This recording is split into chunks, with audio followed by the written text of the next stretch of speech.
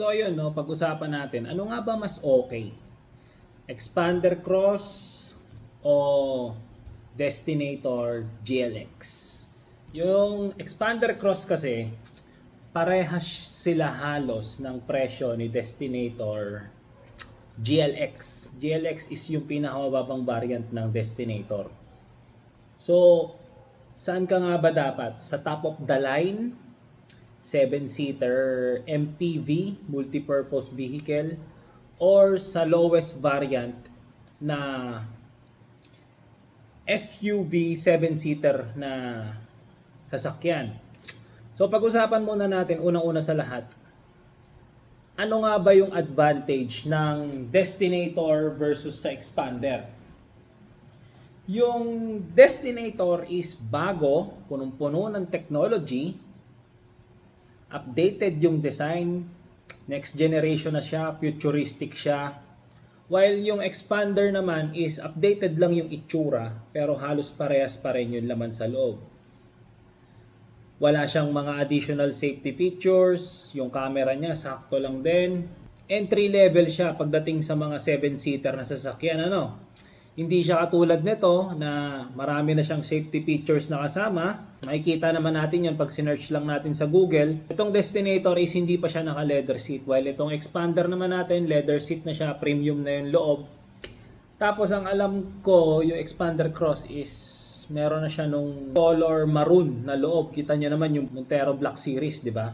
So yun, para sa akin kasi, pinaka the best mo pa rin talagang kunin is Expander dun sa price range na 1.3M, 1.3M, 1.350, 1.360, mga ganun kasi yung price nila parehas eh.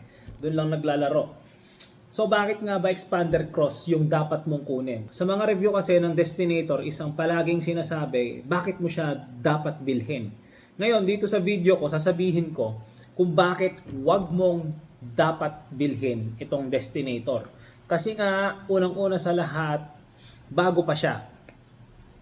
Lahat ng bagong unit na nirelease, lahat ng bagong series ng kotse na nirelease, merong mga kapirasong problema sa umpisa. At wala pang nakakatuklas nun as of now dito sa Destinator. Kasi hindi naman siya yung katulad ng pinalitan lang yung pangalan. Example, yung Pajero, pinalitan siya, ginawang Montero. Well, pagdating dito sa Destinator, bagong unit talaga siya. So wala pa tayong alam kung paano nila yun ginawa, wala pa nakakaalam ng mga mekaniko kung paano ayusin yan, kung nasaan at kung ano ang meron sa loob. So paglabas mo ng kasa, possible mahirapan kang makahanap ng mekaniko na may intindihan kung ano yung laman niyan sa loob. So ang mangyayari, mag-stick ka sa kasa wherein mas mahal siya. Pero okay din naman para ma-maintain mo yung warranty ng sasakyan. Ang second reason ko kung bakit hindi mo kailangan bumili ng Mitsubishi Destinator kasi CVT yung transmission niya. Well, sa mga hindi nakakaalam kung ano yung CVT transmission, yun yung bagong uri ng automatic transmission na pinapalaganap dati sa mga small body na sasakyan.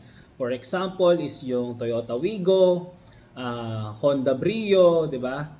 Tapos nilagay na rin nila 'yan sa mga sedan na katulad ng Toyota Vios, tsaka Honda City, Mirage, 'di ba? Nakalagay na 'yan sa mga maliliit na sasakyan. Ngayon kasi yung CVT transmission is para lang siyang mahigpit na goma na nakalagay sa dalawang umiikot.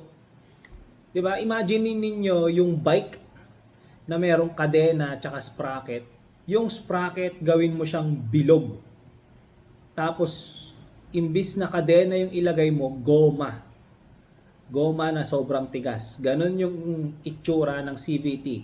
So, dahil wala na siyang ngipin, katulad ng sprocket, may tendency na dumulas yung goma na nakalagay para umandar yung ating sasakyan. Kasi nga, CVT, di ba? Yung CVT, hindi siya nare-repair basta-basta sa pagkakaalam ko. Sa lahat ng na-research ko, kahit sa US, sinasabi nila na yung CVT transmission is disposable. Tapos, nilagay nila sa isang SUV na napakalaki Actually, mas malapad pa siya sa Montero. Mas mataas lang ng konti yung Montero dahil sa suspension, pero mas malapad pa siya sa Montero. Napakabigat ng katawan. Tapos nilagyan nila ng CVT transmission. Kahit naka-turbo yan, okay lang naman yung turbo. Hahatak at hahatak yung makina. Kaso ang problema, naka-CVT transmission siya. Doon pa lang dapat ka nang umiwas. Ngayon, kung napanood mo tong video na to, mag-google ka kung bakit hindi okay ang CVT transmission. Pagdating natin ng 50, 60, 70,000 kilometers na tinakbo, sobrang baba na ng value ng sasakyan mo dahil maraming nagsasabi na ang CVT transmission hanggang 100,000 kilometer lang magfe-fail na, mag-overheat na, magkakaproblema na yun yung dapat mong iwasan. Lalo na kung ang plano mong bilhin na sasakyan is pang matagalan. Kung gusto mong magstay sa'yo yung sasakyan at hindi ka katulad ng mga mayayaman na after 4 years, 5 years, 6 years, binibenta na nila yung sasakyan nila tapos bibili sila ng bago. Ngayon, pagdating dito sa expander, naka 4-speed automatic transmission siya. Ano yung automatic transmission? Yun yung mga nakalagay sa mga lumang klaseng sasakyan na automatic, katulad ng Toyota Vios noong 2013 model nila, yung third generation na Toyota Vios. Sobrang tibay ng automatic transmission. Yun din yung nakalagay sa mga SUV na automatic, pati yung mga truck pick-up na automatic, yun din yung nakalagay. So, obviously, hindi siya nagfe-fail basta-basta. Kung meron kayong kilala na naka-Fortuner, naka-Montero, naka-Ford Everest, yan yung gamit nilang transmission. Wherein, magkakaibang company nga lang yung nagre-release. Pagdating naman sa transmission ulit ni Destinator, yung transmission niya na CVT is gawa ng Jatco. Yung Jatco is company under Nissan. Tapos yung Nissan, sobrang daming issue sa transmission this past few years. Maraming nagrereklamo, maraming nagfe-fail na transmission. Tapos yun din yung ginagamit ngayon ni Mitsubishi na CVT transmission. Gets? So yun. Yun yung mga nakikita kong rason kung bakit mo kailangan iwasan yung Destinator. Unang-una sa lahat, wala pang nakakaalam kung paano yan ayusin, wala pang nakakaalam ng mga issue niyan, bagong-bago pa. Pangalawa, yun na, CVT transmission. Tumakbo ka na boy, iligtas mo yung sarili mo. So yun lang, alam kong not typical itong video natin dahil hindi lang ako basta-basta sinasabi na bumili kayo nito bago to, napakaganda ng ganito, napakaganda ng ganyan. Nandito tayo kung saan sinasabi natin kung ano mga ba talaga yung mas magtatagal sa inyo kung sakali. Kung meron kayong gustong ipa-compare ulit sa akin versus dito sa Destinator natin, comment down below lang para malaman ko at gagawin ko yan ng review.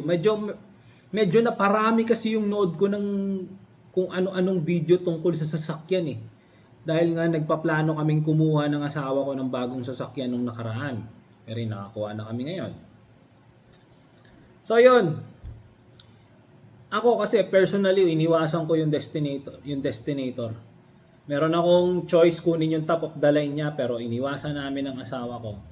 At ang pinaka reason, CVT transmission. So yun lang. Sana kayo rin. Hanggang sa susunod ulit. Bye!